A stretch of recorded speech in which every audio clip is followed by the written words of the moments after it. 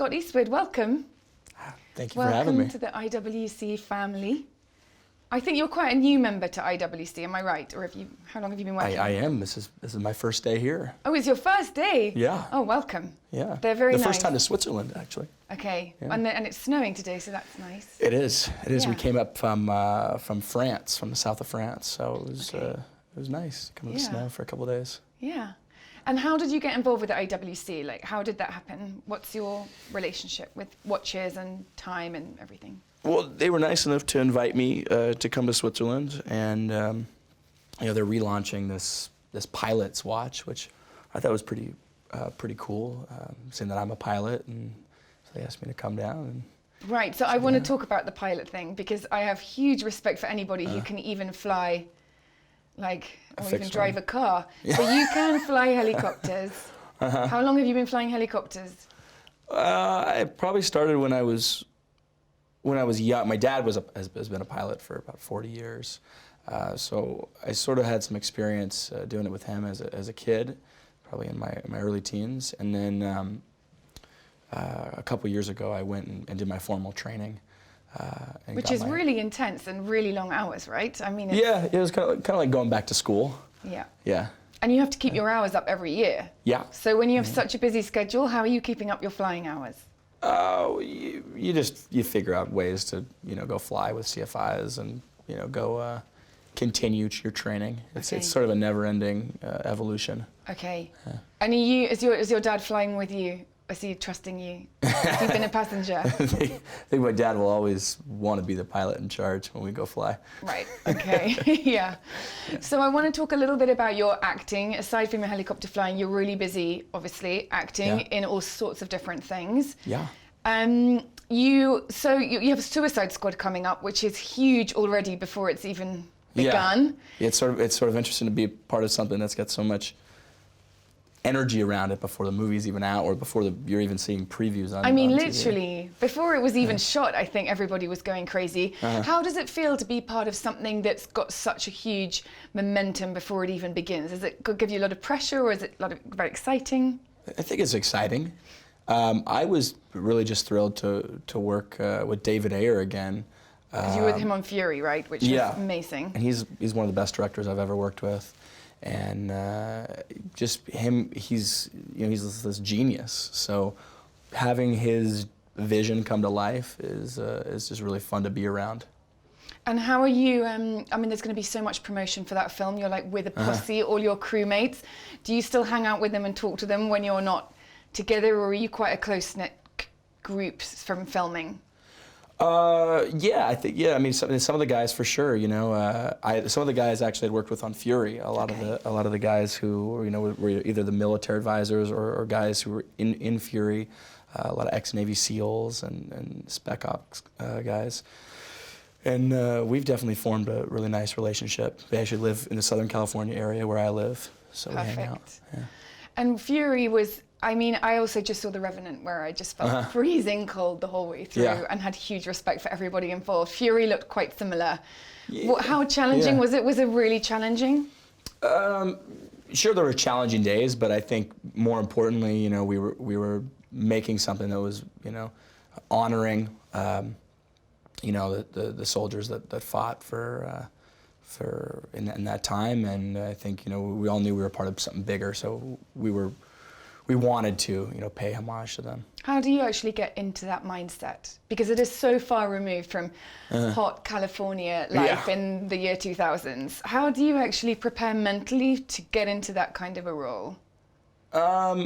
Luckily, this sort of the scenario, we shot in London in the winter, so it was cold.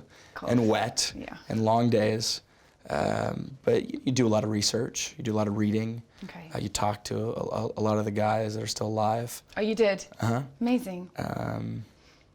That's probably the best thing to do. That's the most interesting. Yeah. They're not going to be alive forever, so that's really invaluable, isn't it? Yeah, it was. Yeah. And then you've just told me another film that you're filming right now, which I'm sorry that I've forgotten the name. Live by Night? Yeah, Live by Night. Tell us about that. Yeah, we just finished that. It's a Ben Affleck film. It's based on a Dennis Lehane novel. And it's amazing. Ben Affleck's another guy. You're just happy to be a part of his greatness because he's such a great director. Right. And Hui, what part are you playing? I play his brother in the film. Okay, fun. Yeah. Yeah, fun. And where are you filming that? Everywhere? No, we shot it in LA. Okay. He shot some in Boston and some in Savannah and then LA. And LA is easy for you because you kind of grew up around there, so that's like you can have your did. surfing, you can have your helicopters. It's quite easy for you there. Yeah. Sure, yeah. And looking back over from where you kind of began, I was going to also talk in terms of highlights. Can we just discuss this, your Taylor Swift Wildest Dreams video?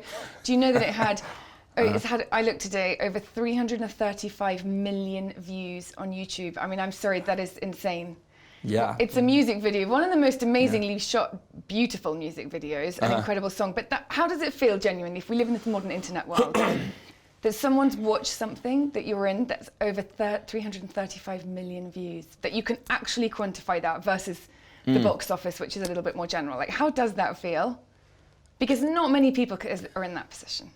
Yeah, I think it's, she's a force to be reckoned with. And, her music speaks for herself. And so I think, people just love her. I mean, and it's funny, they asked me, she called me and asked me if I would be in her music video. And, some of my agents and people didn't want me to do it. And they said, well, why would you want to be Taylor Swift's boy toy? And I said, well, why the hell not? Right. Yeah. So yeah, no, I thought she was great, and she's really a class act. She's a really nice lady. It's an incredibly beautifully made music video as well. Yeah. I think that's the point now is that with technology and with everything is that the music video of today is as good quality as anything you're going to get in the actual cinema. Yeah, it was the first time too that I had even done a music video. So I was sort of curious, Really what is that like, right? Yeah. What is that even like? How long does it take to even film that kind of thing? We shot it in 2 days. Okay. Yeah. Okay. Yeah, it's like a proper movie. Yeah, it looks unbelievable. Yeah.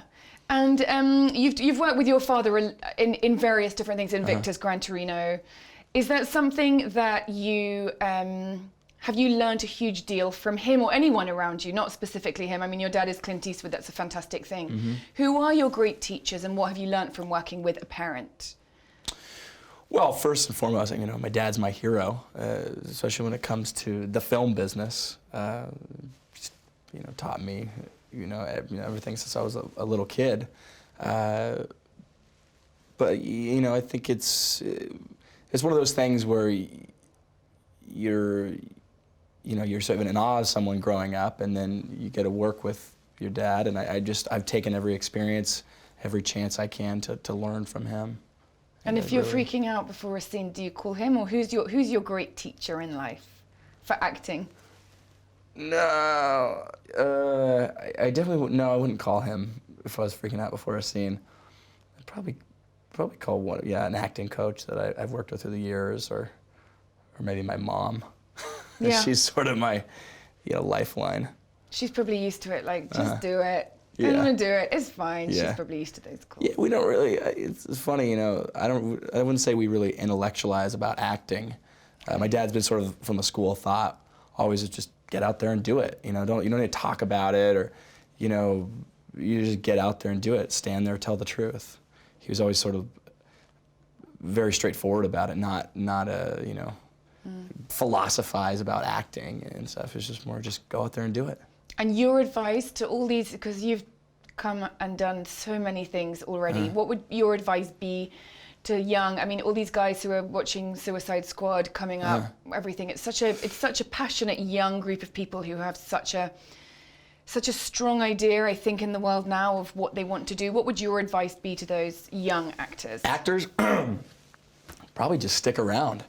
Right? Just stick around, because I think I used to hear that, and I don't know if that was from Mel Gibson or something way back in the day, but yeah, just stick around. It takes time, and just timing and luck, and a lot of it's that, right? And Okay.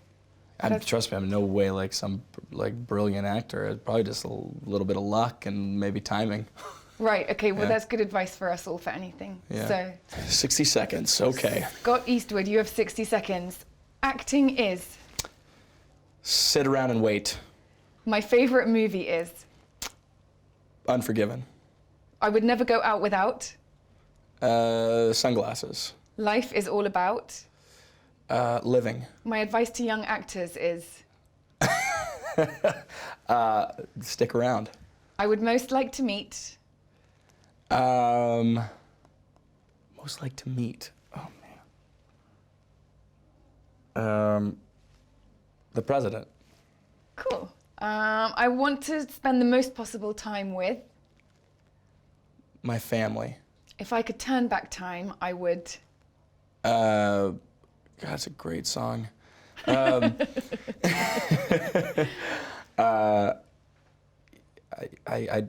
wouldn't turn back time.